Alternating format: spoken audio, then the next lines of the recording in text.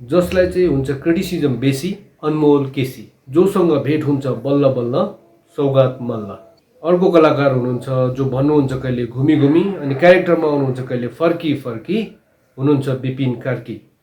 नमस्कार दर्शकवृन्दहरू, अहिले विश्व फुटबलमा व्यस्त भएको अवस्थामा म तपाईँहरूको माझमा आएको छु।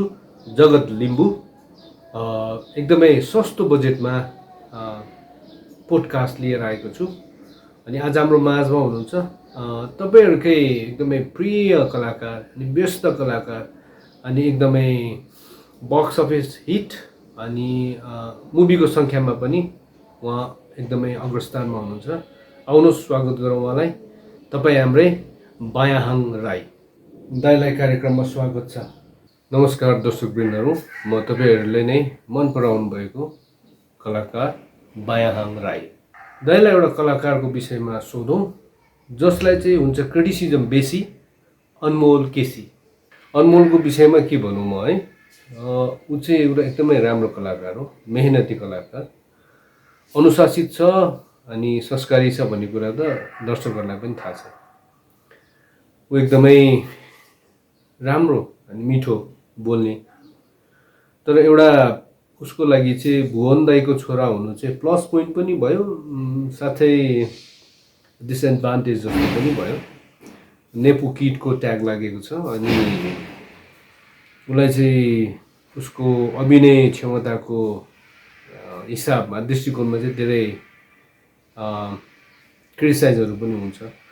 मलाई चाहिँ एकदमै तारिफयोग्य लाग्छ उसको काम, उसको त्यो ग्रोथ, उसको डेडिकेसन। एउटा भनौँ न, दुईवटा फिल्म भनौँ न उसको चाहिँ करियरमा चाहिँ उसले सायद त्यो रङ डिसिजन गरेर, रङ चोइस। एउटा चाहिँ त्यो क्याप्टेन मुभी जो चाहिँ अब खेलकुदमा आधारित, फुटबलमा आधारित थियो। अर्को चाहिँ छड्के 2। क्याप्टेन चाहिँ सायद होम प्रोडक्सन हुनसक्छ अनि त्यसमा कथा पटकथा अभिनय भन्दाखेरि पनि त्यो खेलकुदमा आधारित भएको कारणले गर्दाखेरि धेरै एलिमेन्टहरू हुन्छ त्यो फिल्म राम्रो बन्नुको लागि। त्यसमा चाहिँ अब भिएफएक्स चाहिँ एकदमै कमजोर देखिएको छ। अब भिएफएक्सको काम अनि कतिवटा कुराहरू बजेटको कुराहरू पनि हुनसक्छ, त्यसमा त कलाकारले गर्नु सक्ने केही पनि छैन। अभिनयले फिल्मलाई उठाउनु सक्ने नसक्ने त्यो आफ्नो पक्षमा छ, तर भिएफएक्सले फिल्मलाई कति सपोर्ट गरेको छ भन्ने कुरा चाहिँ अब त्यो बेग्लै पाटो हो। त्यो चाहिँ कलाकारको हातमा हुँदैन। त्यो चाहिँ है, त्यो चाहिँ निर्माण टिमको, निर्माण पक्षको कुरा भयो। यसपछि आएर छड्के 2मा उसले जुन गरेको अभिनय छ अनि जुन करियर स्विच, क्यारेक्टर स्विच छ नि, त्यसमा चाहिँ म उसलाई सराहना गर्छु। धेरै अब उसले अब नराम्रो नेगेटिभ कमेन्ट्सहरू झेल्नु पर्यो, कति गालीहरू खानु पर्यो। अब आर्थिक हिसाबले पनि बक्स अफिसमा राम्रो गरेन। त्यो एउटा छड्के चाहिँ एउटा ब्रान्ड हुँदाहुँदै पनि छड्के 2ले चाहिँ त्यो क्यारियन गर्नु सकेन अनि सबै दोष चाहिँ अनमोललाई नै थोपारियो। तर त्यसमा धेरै कुराहरू थिए मेरो विचारमा, मेरो एनालिसिसमा चाहिँ। अब उसले क्यारेक्टरमा भिज्नु सक्ने नसक्ने भन्दा पनि त्यो क्यारेक्टर चाहिँ कति बलियो थियो, त्यो क्यारेक्टरलाई चाहिँ कसरी चाहिँ निर्माण गरिएको थियो, त्यो एउटा क्यारेक्टरको पनि डाइमेन्सन हुन्छ नि होइन, अनि त्यसलाई कसरी प्रेजेन्ट गर्ने, पर्दामा उतार्ने भन्ने कुरा पनि एउटा चुनौतीको विषय हो। अनि कतिवटा कुराहरू चाहिँ अब त्यो चाहिँ लार्जर देन लाइफ अथवा भनौँ न एकदमै ग्याङ्स्टर मुभी अनि त्यो भाइब्स दिनु खोजेको। तर कतिवटा कुराहरू चाहिँ अब गाह्रो हुन्छ, नेपाली परिप्रेक्ष्यमा भनौँ अथवा बजेटकै कुराहरू आउनसक्छ, सेड्युलको कुराहरू आउनसक्छ, कथाको कुरा चाहिँ मेन भइहाल्यो। त्यसपछि आएर चाहिँ त्यो परिवेश होइन, त्यस्तो घटना साँच्चीकै सम्भव छ कि छैन भन्ने कुरा। जस्तै साउथमा गरिने त्यो एक्सन, बलिउडमा देखाइने त्यो एक्सन, त्यो नेपालमा त्यो एड्याप्ट गर्दाखेरि कतिको हुन्छ भन्ने कुरा पनि हुन्छ। अनि अब त्यसमा कस्ट्युम डिजाइनरको कुरा आयो, आर्ट डिजाइनरको कुरा आयो, उसको त्यो ट्याटुज अनि त्यसपछि उसलाई जुन प्रकारको लुक्स दिएको थियो त्यो चाहिँ इस्टाब्लिस भयो कि भएन, अथवा त्यसले दर्शकलाई फर्स्ट लुकमै कस्तो इम्प्रेसन दियो भन्ने कुरा पनि हुन्छ। उनले जुन प्रकारको त्यो चुनौती लिए नि क्यारेक्टर वाइज, त्यो अलिक आफ्नो करियरमा अलिक चाँडै नै भयो कि जस्तो लाग्छ मलाई चाहिँ। किनभनेदेखि ऊ चाहिँ एउटा लभर बोय, चक्लेटी बोयको इमेजमा मुभीहरू खेलिरहेको, एकपछि अर्को सफलता पाइरहेको, अनि यङ्स्टर होइन, युथमा चाहिँ ऊ पपुलर थियो। तर एकैचोटि आफूलाई चाहिँ एकदमै च्यालेन्जिङ रोल होइन, त्यो ग्याङ्स्टरको भूमिकामा आफूलाई प्रस्तुत गर्दाखेरि चाहिँ उसको पोइन्ट अफ भ्यूबाट चाहिँ मलाई के लाग्छ भने चाहिँ उसले चाहिँ त्यो नेगेटिभ क्रिटिसिजम कमेन्ट्सहरू जुन चाहिँ एक्टिङ गर्नु सक्दैन भन्ने कुरा जुन थियो नि, उसलाई चाहिँ त्यसले चाहिँ हर्ट गरेको हुनसक्छ। अनि उसले चाहिँ त्यो कुरालाई चाहिँ च्यालेन्ज गरेर चाहिँ आई विल प्रुभ माइसेल्फ भन्ने हिसाबले चाहिँ त्यो फिल्म गरेको हुनसक्छ। तर इट डिडन्ट वर्क वेल, त्यो अर्कै पाटो छ। तर पनि उसले ही डिडन्ट प्ले सेफ क्या, उसले सुरक्षित आफूलाई जे रोल फिट भइरहेको छ त्यही गरिराख्ने चाहिँ गरेन, उसले चाहिँ च्यालेन्ज लियो। त्यस हिसाबमा चाहिँ उसलाई चाहिँ अब सराहना गर्नुपर्छ। अब हरेक फिल्म सबैको चल्छ भन्ने छैन र हरेक काम सबैले मन पराउँछ भन्ने छैन, र कतिवटा लाइफमा डिसिजन मेकिङ पनि सही हुन्छ भन्ने पनि छैन। तर उसलाई चाहिँ हामी सराहना गर्नुपर्छ। उसमा चाहिँ एउटा पोटेन्सियल चाहिँ छ, किनभनेदेखि मासलाई विशेष गरी युथलाई तान्न सक्ने उसमा त्यो क्षमता छ होइन। अनि ऊ चाहिँ अब लामो दौडमा दौडिन सक्ने कलाकार हो। अब तपाईँको समकालीन कलाकारको विषयमा कुरा गरौँ, जोसँग भेट हुन्छ बल्ल बल्ल सौगात मल्ल। अब सौगातको विषयमा त म के कुरा गरौँ, हामी सँगै पनि धेरै काम गऱ्यौँ। कलाकारको हिसाबले चाहिँ ऊ एकदमै अब्बल कलाकार हो है, भर्सटाइल कलाकार। अनि कतिवटा कुरा चाहिँ स्क्रिप्टले डिमान्ड गरेको अनुसार फिजिकलिटी पनि छ उसमा चाहिँ, एक्सन मुभीहरू पनि उसले गर्न सक्छ र उसलाई सुहाउँछ पनि। अभिनयमा पनि ऊ चाहिँ मेथड एक्टिङ गर्ने कलाकार, राम्रो कलाकार। अब फिल्म चल्नु नचल्नु त्यो आफ्नो ठाउँमा छ। अनि कतिवटा कुरा चाहिँ कस्तो हुन्छ भने कमर्सियल मुभीहरू गरिन्छ अनि अपेक्षा अनुसार कतिवटा कमर्सियल मुभीहरू चाहिँ चलिदिँदैन, अथवा निर्माण पक्षले जुन प्रकारको भिजन राखेर काम गरेको हुन्छ, मुभी बनाएको हुन्छ, चलिदिँदैन अथवा मन पराइदिँदैन दर्शकहरूले, अथवा भनौँ न बक्स अफिसको हिसाबले त्यो कमजोर हुन्छ। तर पनि फिल्म चाहिँ राम्रो हुन्छ। कलाकारको हिसाबमा पनि अब एउटा के चाहिँ भोक हुन्छ भनेदेखि म चाहिँ डिफ्रेन्ट स्टाइलको क्यारेक्टरहरू गरौँ भन्ने हुन्छ। अनि सौगात चाहिँ पर्सनली मलाई लाग्छ कतिपय अवस्थामा चाहिँ ऊ चाहिँ एकदमै त्यो मेथड एक्टिङ गर्दाखेरि क्यारेक्टरमा घुस्दाखेरि चाहिँ अलिकति ऊ अलिक टु मच भइदिन्छ कि भन्ने जस्तो क्या। अलिकति त्यो दर्शकहरूले अपेक्षा गरेको अनुसार अथवा दर्शकहरूले जुन प्रकारको जुन लेभल सोचिरहेको थियो त्योभन्दा एकदमै गहिरो हुँदाखेरि आम दर्शकहरूले चाहिँ अब नबुझिदिनु सक्छ त्यो, अथवा त्यो क्यारेक्टरसँग चाहिँ रिलेट नगर्न सक्छ। जबकि उसको आफ्नै अब फ्यान बेस छ र अब भनौँ न जुन थिएटर ब्याकग्राउन्ड भएको छ अथवा थिएटर बुझ्ने अथवा त्यो क्यारेक्टराइज बुझ्ने त्यो कला दर्शकहरू चाहिँ फ्यान फलोइङहरूले चाहिँ उसको कामलाई बुझेको हुन्छ अनि त्यो चरित्रलाई बुझेको हुन्छ। तर त्यो भनेको मास चाहिँ थोरै हुन्छ त्यहाँ चाहिँ होइन। अब फिल्म बुझ्ने, थिएटर बुझ्ने अनि मेथड एक्टिङ बुझ्ने भन्ने त अब दर्शकहरू त हाम्रो नेपालको सन्दर्भमा चाहिँ थोरै छ। अब सर्कल सानो छ, त्यो समयअनुसार बढ्दै जान्छ होला। तर आम दर्शक जुन छ नि, त्यो जुन चाहिँ बिग मास जसले चाहिँ अब मुभीहरू पनि कमर्सियल मुभीहरू खोजिरहेको हुन्छ र कतिवटा कुरा चाहिँ एन्टरटेनमेन्टको लागि उनीहरूले चाहिँ हेर्न आउँछ, त्यो डेप्थमा पनि जानु सक्दैन र जान चाहँदैन पनि।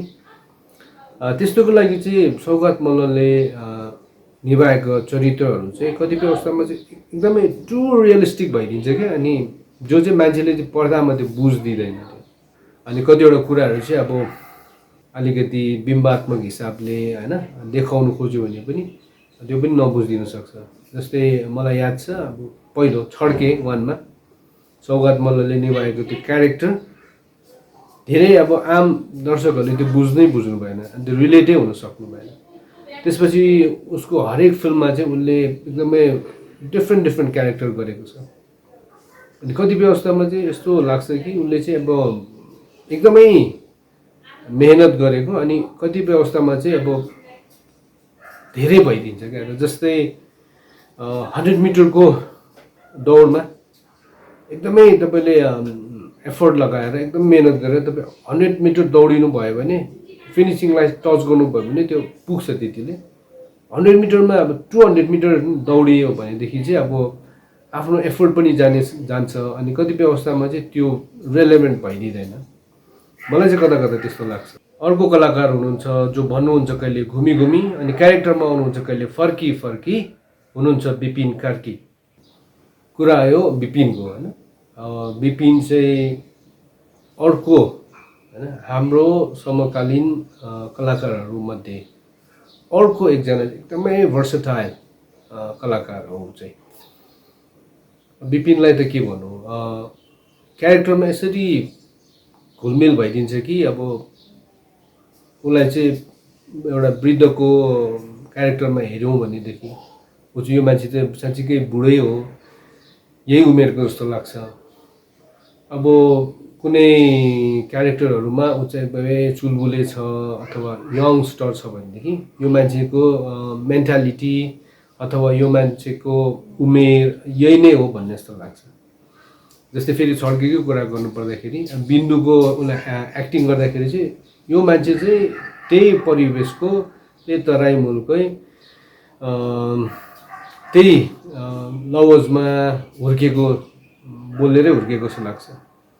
अनि फेरि एकैचोटि अब हामीसँगै गरेको फिल्म हामीले हेऱ्यौँ भने फुलबारीमा हेऱ्यौँ भनेदेखि फेरि यो मान्छे त होइन, यो मान्छे त अलिकति पाको व्यक्ति रहेछ भन्ने जस्तो लाग्छ। तपाईँले त्यसै गरी अब त्यो नाका भन्ने उसको मुभी कतिजनाले हेर्नु भएन, त्यो हेर्नुभयो भने लाग्छ कि ऊ चाहिँ त्यो क्षेत्रमै भएको मान्छे होइन, उसको चाहिँ त्यो पेसा अथवा त्यो पृष्ठभूमि त्यही हो भन्ने जस्तो लाग्छ। अनि अब तपाईँ फेरि अर्को उसको चर्चित फिल्म जात्रामा हेर्नुभयो भने चाहिँ is a very innocent person होइन, इनोसेन्ट गाई, पारिवारिक मान्छे समस्यामा फँसेको त्यस्तो। अनि जुन क्यारेक्टर गर्छ एकदमै भिजेर गर्छ, त्यो क्यारेक्टरलाई उसले जीवन्त बनाउँछ। यद्यपि एकाध उसको फिल्म बाहेक अरू फिल्महरू चाहिँ अब कमर्सियली चाहिँ अब चल्न नसक्नु त्यो बेग्लै कुरा हो।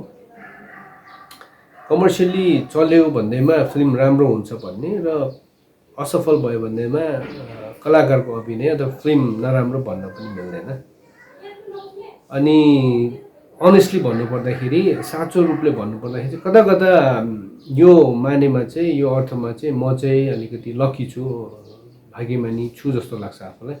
किनभनेदेखि कतिवटा कुराहरू चाहिँ काम चाहिँ अभियसली जुनै पनि कलाकारले चाहिँ अब राम्रो काम गर्ने इच्छा हुन्छ, राम्रै काम गरेको हुन्छ जसले पनि।